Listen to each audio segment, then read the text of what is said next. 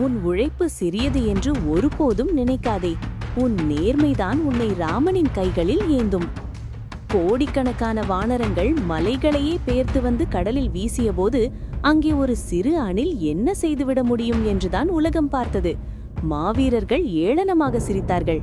ஆனால் அந்த பிரம்மாண்டமான ராமசேது பாலத்தை முழுமையாக்கியது மலைகள் அல்ல, அந்த அணில் சுமந்து வந்த ஒரு பிடி மணல்தான்.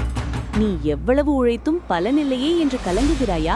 உன் முயற்சியை உலகம் ஏளனம் செய்கிறதா? ஒன்று தெரிந்து கொள், ராமனுக்கு தேவைப்பட்டது பாலம் மட்டுமல்ல, அந்த அணிலின் ஆத்மார்த்தமான அர்ப்பணிப்பு. பெரிய வெற்றிகள் எப்போதும் பலசாலிகளால் மட்டுமே கிடைப்பதில்லை.